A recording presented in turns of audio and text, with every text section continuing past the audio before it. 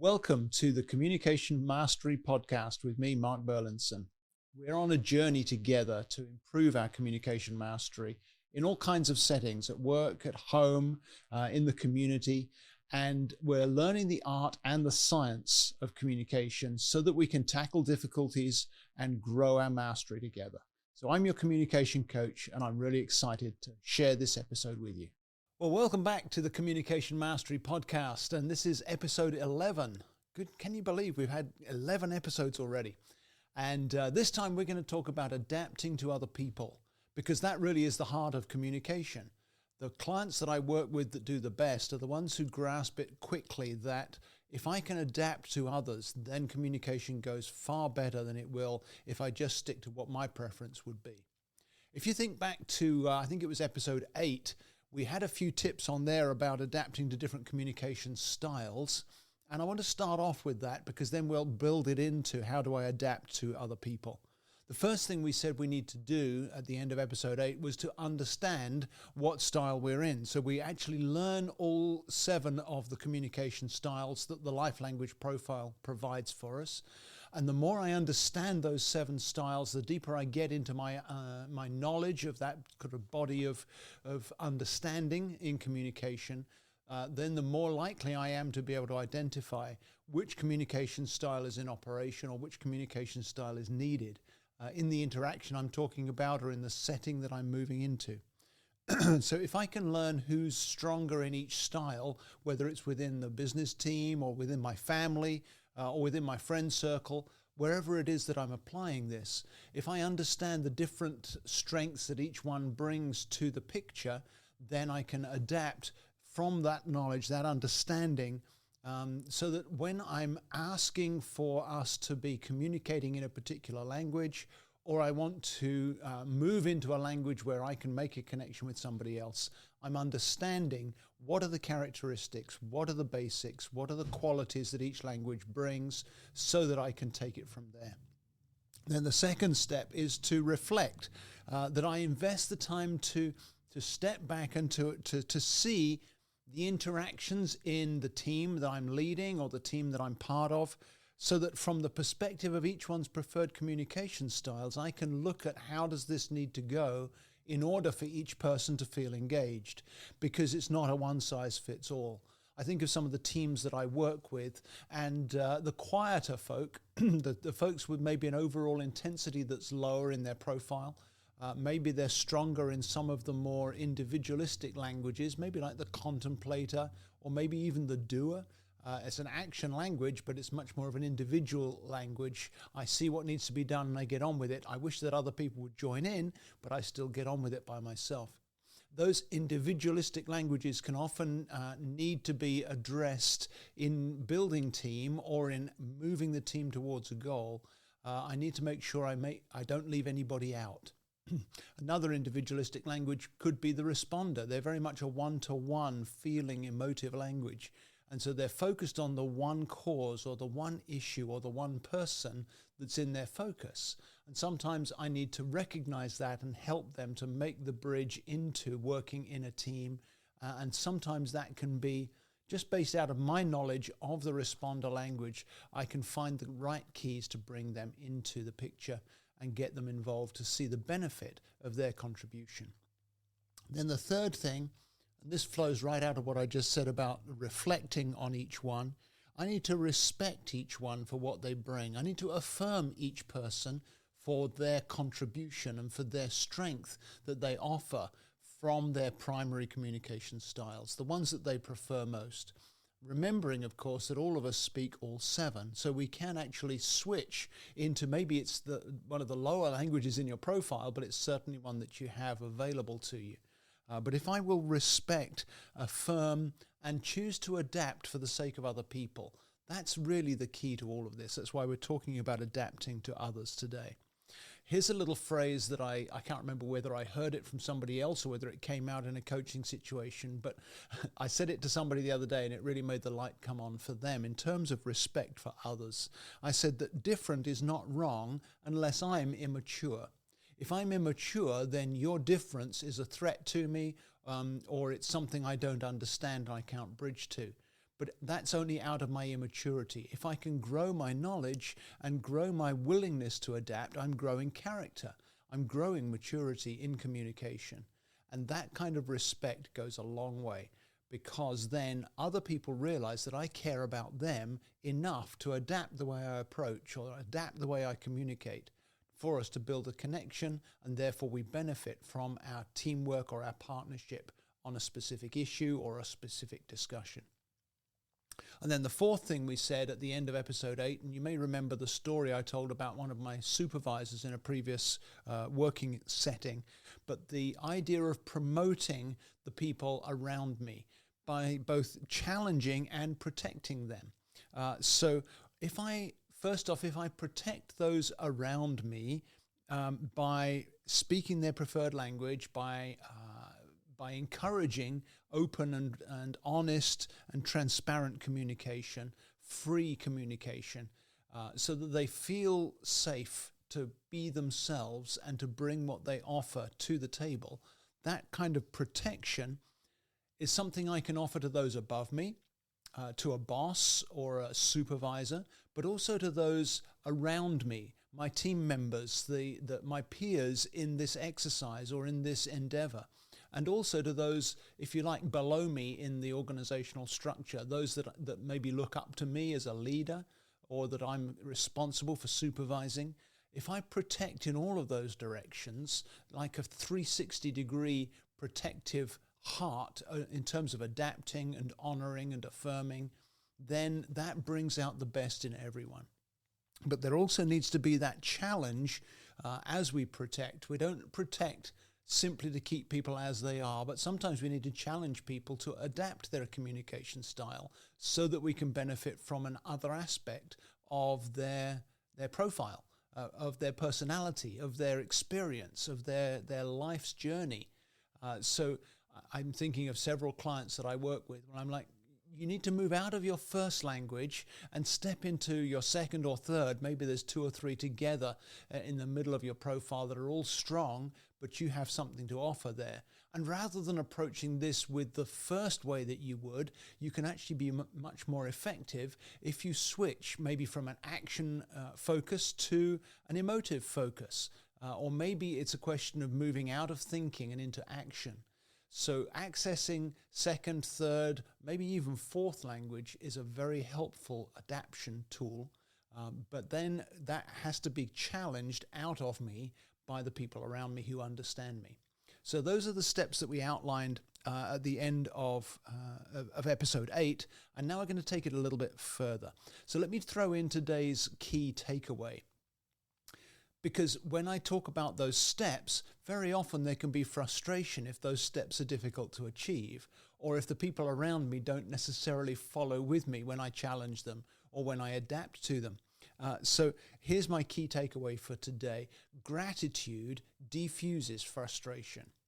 So if I can look for what I can be thankful for in any person around me who either frustrates me or maybe rubs me the wrong way with their communication style, then I can look for what I'm grateful for, and it diffuses the frustration, and it enables me not to burn bridges that I'm building in communication and in teamwork and in connecting with other people. So, for example, one of my lower languages is the mover language. And so somebody who's strong in the mover can very often rub me the wrong way. They're all about, we need to do this and we need to do it now, and are you with me? And I'm going to go do this whether you come or not. And all of that is different to the way I'm primarily wired, because I love to see people drawn together. I love to encourage and be enthusiastic, but I can sometimes lose sight of the areas of justice or improvement that the mover language would see. So because it's a low language for me, then I get offended. I get frustrated. I find that it's pressing my buttons to work closely with somebody who's strong in that language. However, I've learned to be thankful for what they do bring, to look for what I can be grateful for, because then the gratitude begins to decrease my frustration as I look at the strengths they offer, as I look at the passion they have, as I look at the value of that within the setting that we're in. That then reduces the frustration, and so my responses to them, as well as my challenge to them, doesn't come with an edge that comes out of my frustration. It comes instead with the understanding and the empathy that comes out of the knowledge I have of their languages.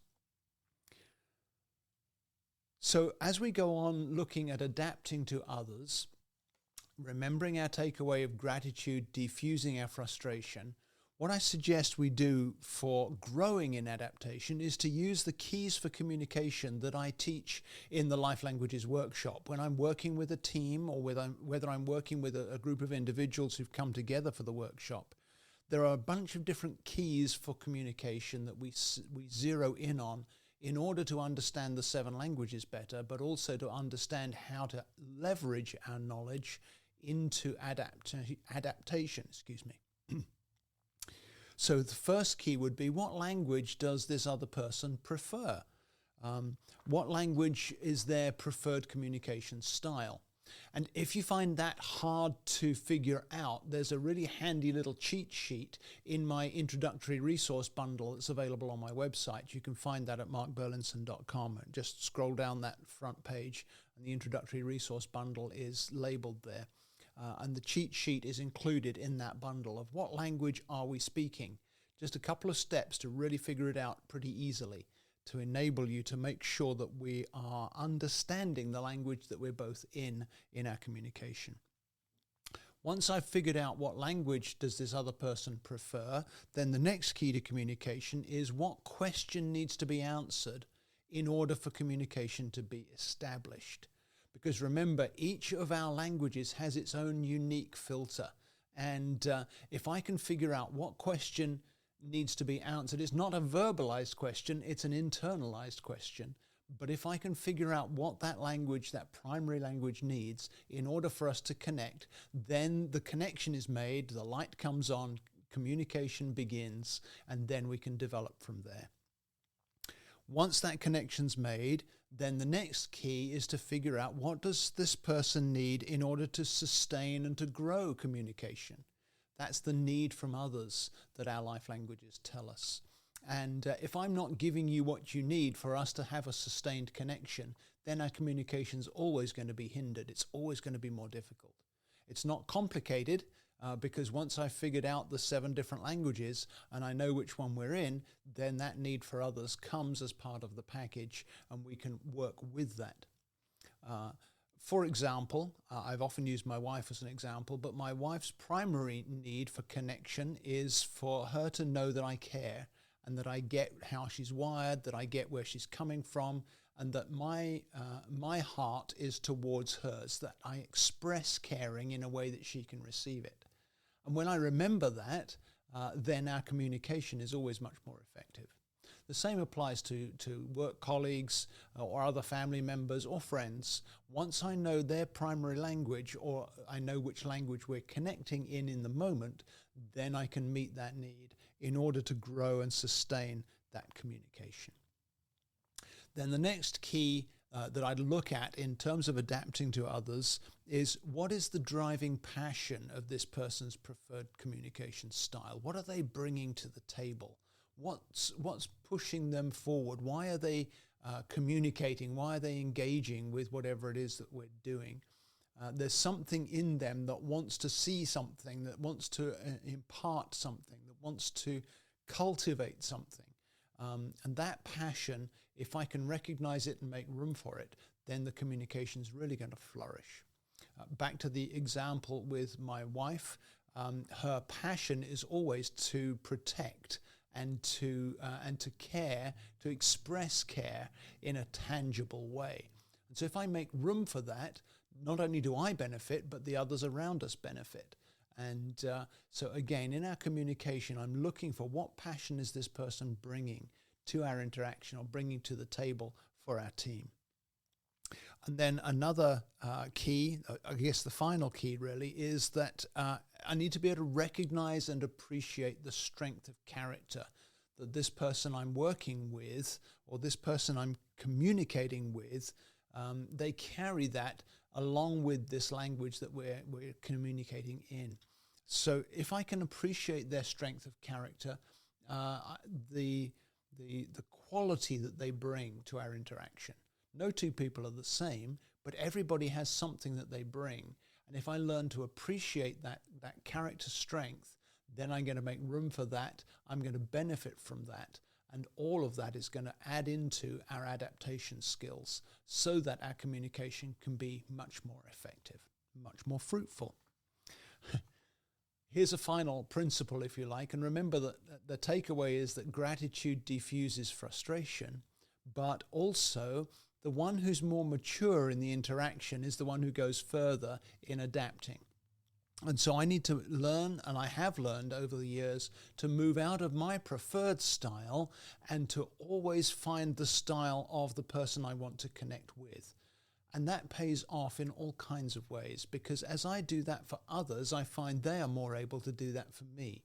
And so again and again, now I'm finding friends as well as clients who will often switch into my first or second language as we're interacting, as I'm coaching, or as we're just having a time together as friends, because they've begun to understand it.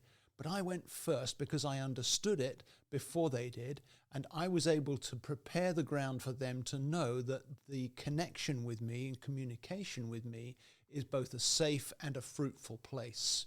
And so I encourage you to keep growing in your knowledge of these communication styles so that you can be the mature one, so that you can take the first step, so that you can go further in the beginning to establish communication. Because as communication grows, then you'll find the relationship bears fruit in both directions. And so those keys for communication, as I said, are taught in the Life Languages workshop. And you can check my website for my next online workshop. I do them fairly regularly, every 6 to 8 weeks. And you can schedule a place on one of those, or you can book a workshop for your own group, whether it's a team at work or whether you want to get your friends together. I do workshops of all sizes, and I'd be very happy to book a workshop for your group if you'd like to develop those skills in a setting like that. We have a lot of fun together. We obviously bring each other's profiles to the table, but then we see what we can learn from each one's uniqueness in order that we can adapt to one another. So those are some keys to adapting, and I encourage you to take the first step in being the one who does adapt, because it will be so beneficial to your communication. So thank you for joining me for this episode of the Communication Mastery Podcast. If this has been helpful to you, please leave a rating and a review, because that helps me to get the word out. You can also share it with your friends and encourage them to subscribe. I'd love to hear your feedback. Give me your suggestions for future episodes. You can connect with me through my website at www.markburlinson.com. I'm your communication coach, and I'm looking forward to hearing from you. See you next time.